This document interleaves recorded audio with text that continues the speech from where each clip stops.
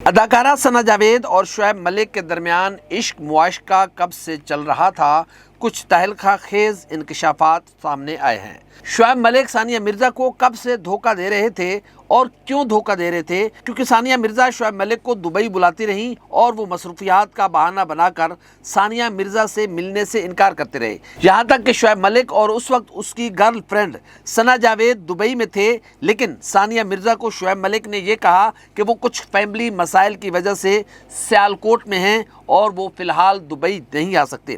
ذرائع کے مطابق ثنا جاوید عمیر جسوال کے شادی سے فوری بعد شعیب ملک کے ریڈار پر آ گئی تھی اور دونوں میں دوستی، تعلق، سلام دعا، عشق معاشقے میں تبدیل ہوتا گیا۔ دونوں کے درمیان ساری رات خوش گپیاں ہوتی اور عہد و پیما کیے جاتے۔ شعیب ملک نے ثنا جاوید کو راضی کرنے کی کوشش کی کہ وہ عمیر جسوال سے طلاق لے کر مجھ سے شادی کریں، جس پر ثنا جاوید نے کہا کہ ایسا ہرگز نہیں ہو سکتا کہ وہ ثانیہ مرزا کی سوتن بن کر تمہاری زندگی میں آئے۔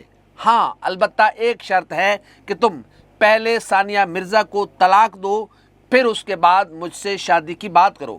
ثنا جاوید نے اس خدشے کا اظہار کیا کہ کہاں میں ایک چھوٹی سی اداکارہ اور کہاں ایک عالمی شہرت یافتہ پلیئر، کھلاڑی، ٹینس اسٹار ثانیہ مرزا، جس پر شعیب ملک نے کہا کہ وہ ثانیہ مرزا کے ساتھ اب نہیں رہنا چاہتے، وہ ثانیہ مرزا سے اکتا چکے ہیں، اس لیے وہ تم سے شادی کرنا چاہتے ہیں۔ شعیب ملک نے ثنا جاوید کے سامنے عشق و محبت کے وہ عہد و پیما کیے کہ برف پگھلنا شروع ہو گئی اور ثنا جاوید بھی شعیب ملک کی جانب آہستہ آہستہ راغب ہونے لگی۔ ثنا جاوید کی خواہش پر ٹیلی فون پر بات کرتے ہوئے ثنا جاوید کے سامنے شعیب ملک نے ثانیہ مرزا کا دل دکھایا اور ثانیہ مرزا سے سخت لہجے میں بات کی اور ثانیہ مرزا کو کہا کہ میں مزید تمہارے ساتھ اب نہیں رہنا چاہتا، جس کے بعد ثنا جاوید کو اس بات کا یقین ہو گیا کہ شعیب ملک اب میرے ساتھ مخلص ہے۔ جب ثنا جاوید کو اس بات کا یقین ہو گیا کہ شعیب ملک ثانیہ مرزا کی زندگی میں اب نہیں رہنا چاہتے یا ثانیہ مرزا کو اپنی زندگی میں مزید نہیں رکھنا چاہتے،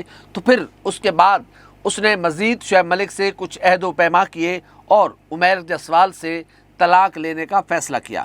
جب ثنا جاوید نے عمیر جسوال سے طلاق کی بات کی تو عمیر حیران رہ گئے اور عمیر نے کہا کہ ابھی تو ہماری شادی کو 2 سال ہوئے ہیں، میں نے کبھی تمہارا دل نہیں دکھایا، میں نے کبھی تمہاری کوئی ایسی خواہش ہے جو پوری نہ کی ہو، پھر تم کیوں مجھ سے طلاق لینا چاہتی ہو؟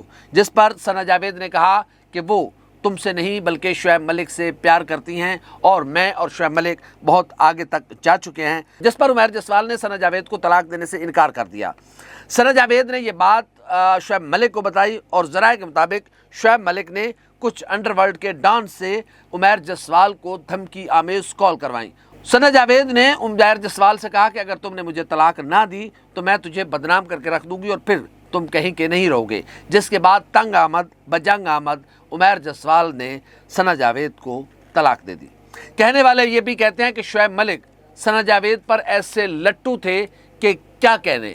ثنا جاوید جب بھی کسی ڈرامہ شوٹنگ میں جاتی، شعیب ملک سارا دن اس شوٹنگ سیٹ پر پہنچ جاتے اور ثنا جاوید کا انتظار کرتے رہتے۔ شوٹنگ کے بعد دونوں ایک ساتھ وہاں سے روانہ ہوتے تھے۔ دوسرا ایشو یہ ہے کہ پاکستانی اداکاراؤں کو پیسے کی لت لگ گئی ہے اور ہر پاکستانی اداکارہ چاہتی ہے کہ وہ پیسے والے شخص سے شادی کرے اور پھر زندگی میں اتنا پیسہ بنائے یا اتنا پیسہ دیکھے کہ اس کی کوئی خواہش باقی نہ رہے۔